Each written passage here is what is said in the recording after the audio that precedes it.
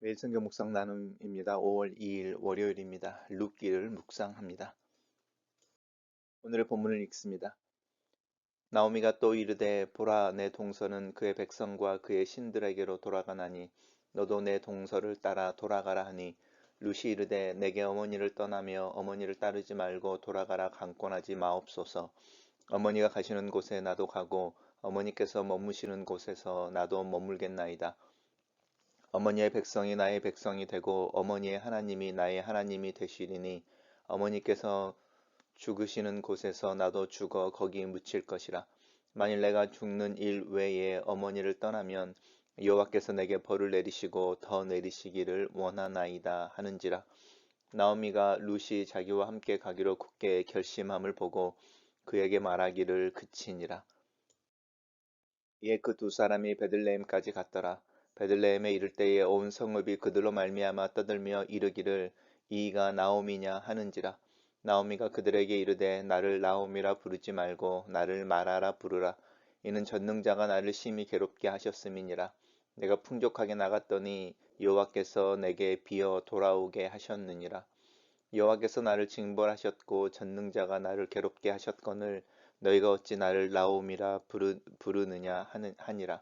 나오미가 모압 지방에서 그의 며느리 모압 여인 룻과 함께 돌아왔는데 그들이 보리 추수 시작할 때에 베들레헴에 이르렀더라.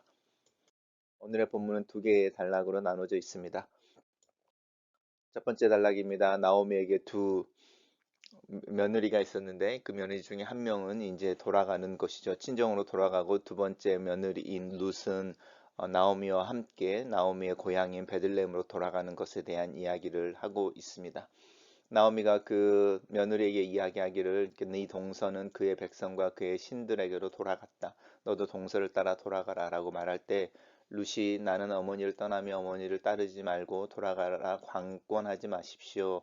내가 어머니 가시는 곳에 나도 가고 어머니께서 머무시는 곳에 나도 머물고 어머니의 백성이 나의 백성이 되고 어머니 하나님이 나의 하나님이 된다. 이렇게 이제 이야기하고 있습니다. 굉장히 단호하게 이야기하는 거죠. 며느리가 시어머니와 어떤 일체감을 형성한다는 일이 쉽지 않지만 룻처럼 구체적으로 굉장히 단호하게 함께 있겠다라고 하는 부분들은 굉장히 오늘날에도 보기 힘든 장면이지 않을까 싶습니다. 심지어는 어머니 죽는 곳에 나도 죽어 거기에 묻힐 것이다 라고 죽는 일 외에는 어머니를 떠나는 일이 없다. 그리고 만약에 그렇게 떠나면 여호와께서 내게 벌을 내시는데 이중으로 내리기를 원한다. 이렇게 말하면서 단호함을 이야기하고 있습니다. 나오미가 룻의 마음을 받아주는 것 같습니다. 자기와 함께하기로 굳게 결심함을 보고 말하기를 그쳤다. 이렇게 말합니다. 단락을 요약해 보겠습니다. 나오미의 만류에도 불구하고 룻은 나오미의 하나님과 나오미의 백성을 선택하여 함께 하겠다는 결심을 피력한다. 이렇게 요약했습니다. 두 번째 단락입니다. 그래서 이제 두 사람인 거죠. 나오미와 룻이 나오미의 고향인 베들레헴으로 갔는데 베들레헴이 뭐 큰 성은 아니니까요. 나오미가 도착한 것을 보고 이제 온 성읍이 그들로 말미암아 떠들었다 이렇게 말하는데 이 떠드는 것이 환영하는 것인지 아니면은 뭐 웅성웅성 거리는 건지는 알 수는 없습니다. 그래서 이가 나오미가 아니냐 하는지라라고 표현하고 있는데 이것이 정말로 환영인지 아닌지 근데 아마 환영이었던 것 같죠. 왜냐하면 나오미가 이 이야기를 하기를 나를 나오미라 부르지 말고 마라라 부르라. 마라라고 하는 것은 쓴뭐 비통한 괴로운 이런 뜻입니다. 그래서 나를 기쁨이라 부르지 말고 나를 괴로움이라고 불러라. 왜냐하면 전능자가 나를 심히 괴롭게 하셨다. 마치 욥이 고백하는 고백처럼 들립니다.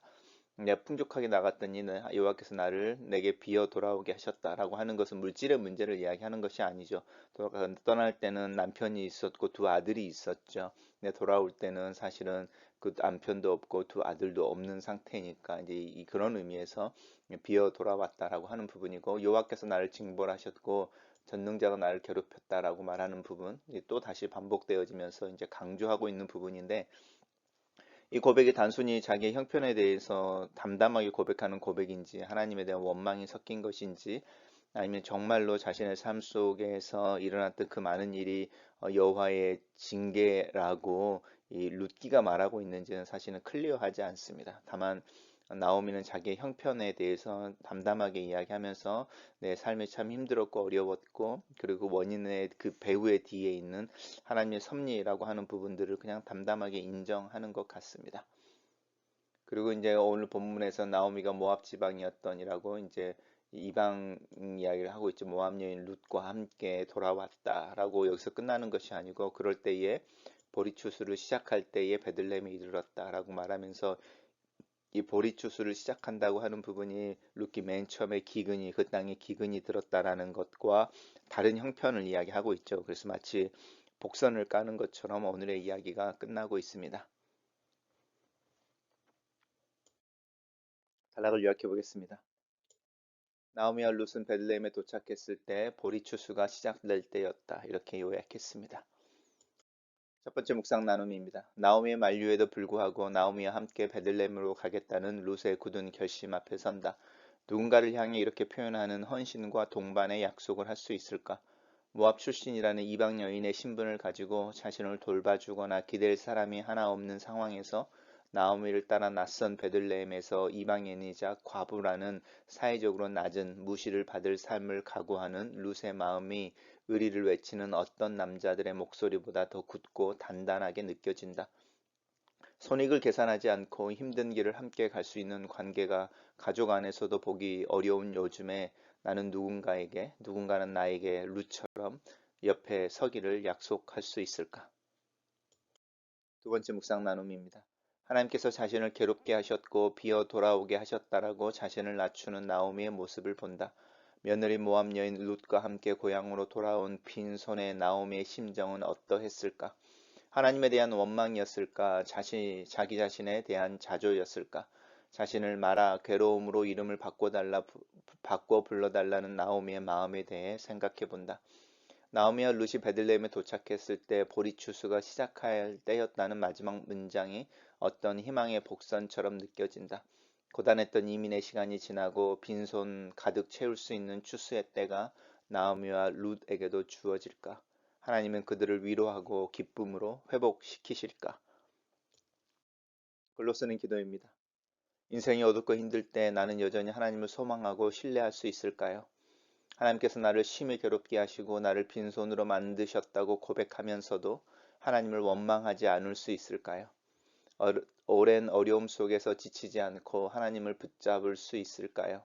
나도 모르는 순간이지만 추수할 때에 베들레헴에 도착하게 하시는 하나님을 인지할 수 있을까요?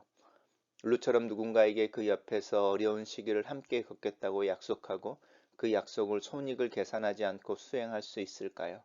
질문이 많고 생각이 많아지는 아침입니다.